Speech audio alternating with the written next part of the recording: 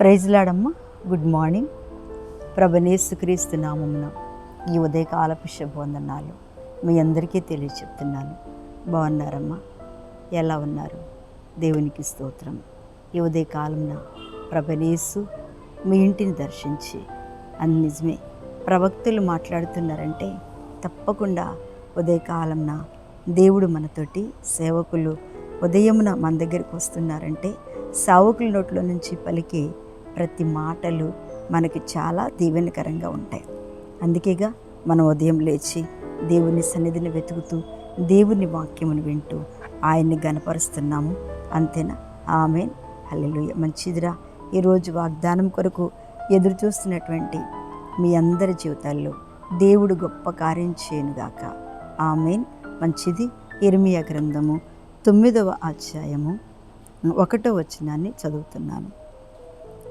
నా జనులలో హతమైన వారిని గూర్చి నేను దివారాత్రము కన్నీరు విడిచినట్లు నా తల జలమయముగాను నా కన్ను కన్నీళ్లు ఓటగాను ఉండునుగాక అని అన్నాను అని ఇర్మియా ప్రార్థన చేస్తున్నాడు కదండి. అసలు ఇర్మియా భక్తుడుకు దేవుడిచ్చిన గొప్ప అభిషేకం ఏంటంటే ఎప్పుడు కూడా ఆయన కన్నీటి ప్రార్థన కదా. ఆయన కన్నీటి ప్రార్థన దేని కొరకు చేస్తున్నాడు చెప్పండి? బిడ్డల కొరక, లేకపోతే ఆర్థికం కోసమా, ఆశీర్వాదాల కొరక, లేకపోతే నాకు అది కావాలి ఇది కావాలని ఆయన ప్రార్థన చేస్తూ ఉన్నాడా? కాదు. ఆయన నా జనులలో హతులైన గురించి నేను దివారాత్రము కన్నీరు కారుస్తున్నాను. నిజమే. ఎంతమంది మన జనాంగాల్లోనే రక్షణ లేని వాళ్ళు ఎంతమంది ఉన్నారో, మాట వినని వారు ఎంతమంది ఉన్నారో, దేవుని వాక్యాన్ని మనం చెప్పినా వాళ్ళు తోసి పక్కన పెట్టేస్తారు కదండి. దేవుడు గొప్ప దేవుడండి. కానీ ప్రభు అంటున్నాడు, ఆ కన్నీళ్ల ప్రార్థన దేవుడు చూశాడు. ఎవరిది? ఇర్మియా రాత్రంతయు దివారాత్రములు ఏ రోజు చూసినా కన్నీరు ఆయనకి. ఏ మధ్యాహ్నం ఒకవేళ ఏది మనశ్శాంతిగా ఉన్నా కూర్చున్నా కన్నీరు కారుస్తూ ఉంటాడు. ఎందుకో తెలియదు. నిజమే. నాకు కూడా అంటే మనకు కూడా కొన్ని అనుభవాలు చూసినప్పుడు, కొంతమంది బాధలు చూసినప్పుడు, లేకపోతే కొంత దేశంలో జరుగుతున్నటువంటి ఈ అలజడులన్నీ మనం చూస్తున్నప్పుడు కదా, కూర్చున్నప్పుడే దుఃఖం వచ్చేస్తూ ఉంటుంది. ప్రభువా, వీళ్ళందరూ ఇలా అసలు ఎన్ని వార్తలు మనం చూస్తుంటే, బయట ఎన్ని చెడు పనులు మనం చూస్తూ ఉంటే, నిజంగా వరుస లేని పనులు చూస్తూ ఉంటే, ఆ తర్వాత వయసులతో తేడా లేని పనులు చేస్తూ ఉంటే చాలా చాలా బాధ, దుఃఖం, వేదన అనిపిస్తూ ఉంటుంది. నిజంగా దేవుని బిడ్డలారా, అలాగే ఆయన కూడా మనం కూర్చున్న దగ్గరే కన్నీరు కారుస్తూ ఉంటాం. వాళ్ళు ఒకవేళ అనారోగ్యంగా ఉన్నారన్నా, బాధతో ఉన్నారన్నా మనము ఎదురు చూస్తూ ఉంటాం కదా. ఎవరికోసమైనా నాకు ప్రార్థన చేస్తే కన్నీళ్ళు ఆగకుండా వచ్చేస్తాయి. నిజంగా ఆ వరం కూడా దేవుడే మనకి ఇవ్వాలి. లేకపోతే మన కోసమే మనం ఏడవని ఈ రోజుల్లో ఇతరుల కోసం ఏడవాలి అంటే అది ఎంత వరం అండి, అది ఎంత గొప్ప కృప. అందుకనే ఆయన ఇక్కడ చెప్తున్నాడు, హతులైన వారి గురించి రాత్రింబగళ్ళు ఆయన కన్నీరు విడుచుతూ ఏంటంట తల జలమయ్యే వరకు. అమ్మో, ఎంత కన్నీరు! తల జలమయముగాను నా కన్నీళ్ళు నీళ్లు ఓటగా.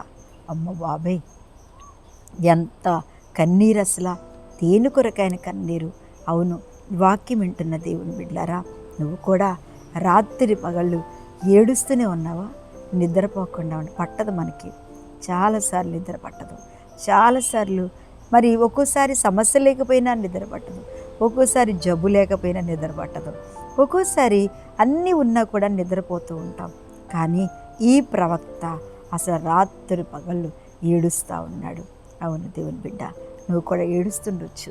మనందరము ఈ రోజులు మనుషులు మారిపోయారని ప్రతిరోజు నువ్వు ఏడుస్తూ ఉన్నావు కదా. మన కష్టాలు తలంచుకుంటూ, మన తలంపులు తలంచుకుంటూ, మన వేదన, బాధను, దుఃఖమును తలంచుకుంటూ కన్నీరు కారుస్తున్నావా? తప్పకుండా నీ కుటుంబంలో ఎవరైనా మారలేదని, ఎవరైనా నీ కుటుంబంలో రక్షణ లేదని, ఎవరైనా నీ కుటుంబంలో మరి అనారోగ్యాలు పాలయ్యారని ఏడ్చి కన్నీరు ప్రార్థన చేస్తున్నావా? తప్పకుండా దేవుడు నీ ఓటలను ఆ యొక్క ఇర్మియా భక్తుని ఓటలు ఏ రీతిగా పైకి లేచేటట్టుగా, ఏ రీతిగా ఆయన భారం కలిగి ఏడ్చాడో, అలాగే నీ భారమును కూడా దేవుడు అంత అద్భుతముగా నీ కన్నీళ్లను, నీ కన్నీళ్ల ఓటను దేవుడు మధురముగా, ఆశీర్వాదంగా దేవుడు మార్చిపోతున్నాడు. ఎక్కడికన్నా వెళ్తుందండి ఆయన కార్చిన కన్నీరు చూడండి, జీవగ్రంథంలో రాశాడు దేవుడు. మనం కూడా అనుకుంటాం, నాకు ఒక రోజున ఏడ్చిన కన్నీళ్ళు మనం మర్చిపోతాం. సంతోషం వచ్చిందనుకో అప్పుడు ఏడుపు మనకి గుర్తు రాదు. దేవునికి స్తోత్రం, హల్లెలూయా. ఒక ఆమెకి నేను ఎప్పుడు కూడా, ఆమె చాలా భర్త మంచి ఉద్యోగంలో ఉన్న లోకంలో తిరిగేవాడు, అసలు ఏమీ ఇచ్చేవాడు కాదు. ఆమె వచ్చి, అమ్మ నాకు నిజంగానే ఏమి లేదు, ప్రార్థన సహవాసంలో ఆమెకు సబ్బు కావాలంటే సబ్బు, పేస్ట్ కావాలంటే పేస్టు, ఆమెకి బట్టలు కావాలంటే బట్టలు, నాకు లేవు కానీ ఉన్న దానిలోనే ఇచ్చినప్పుడు ఆమె మంచిగా బ్రతికి మంచిగా స్థితిలోకి వచ్చి ఆమె మంచిగా దీవించబడి కొంచెం కొంచెం వాక్యం చెప్తూ ప్రార్థన చేస్తూ కొంచెం అటింటికి ఇటింటికి ఆ ఎల్లంటి తిరుగుతూ ఏం చేస్తుందంటే కొంచెం ప్రార్థనలో అంటే దేవుళ్ళు ఎదుగుతుంది. అప్పుడు ఒక రోజున సాక్ష్యం చెప్తూ, అక్క ఈ స్థితిలో ఉంది, నేను చెప్తున్నా అక్క ఈ స్థితిలో ఉన్నామని దేవుడు ఈ స్థితికి తీసుకొచ్చాడు, అది అందరికీ తెలుసు, అది దేవుని కృప అని నేను ఎప్పుడైతే చెప్పానో ఆమె బయటకు వచ్చినాక, నువ్వు అలా ఎందుకు చెప్పావమ్మా, నేను బాగానే ఉన్నాను, ఇప్పుడు కూడా నేను బాగానే ఉన్నాను అంటే, అక్క నీ మొదటి స్థితిని మర్చిపోయావంటే, మర్చిపోకపోతే బయటకు వచ్చి మనం అప్పుడు నేను ఎట్టనే చెప్పుకోవాలా అని అంది. చాలా దేవుని బిడ్డ కొంతకాలమే బ్రతికింది. ఆ బ్రతుకు కూడా శ్రమలంతటితోనే అసలు రోడ్డు మీద బ్రతికింది. ఆ తర్వాత ఆమె చనిపోయింది. అవును దేవుని బిడ్డారా, మన మొదటి స్థితిని మర్చిపోకుండా, మన కన్నీళ్ళను మర్చిపోకుండా, మన కన్నీళ్ళ ఓటలు మర్చిపోకుండా, మనం రాత్రి జాముల్లో కార్చిన కన్నీరు మర్చిపోకుండా ఉన్నట్టయితే తప్పకుండా రెండంతల మేలు, రెండంతల ఆశీర్వాదం ప్రభు మనకిస్తాడు. పరిశుద్ధుడైన తండ్రి స్తోత్రములు. ప్రార్థన చేస్తున్న ఈ బిడ్డలందరినీ దీవించి వారి కన్నీటిని ఆశీర్వాదంగా మార్చి మీరు మహిమ పొందుకోమని యేసు నామమున అడుగుచున్న తండ్రి, ఆమేన్.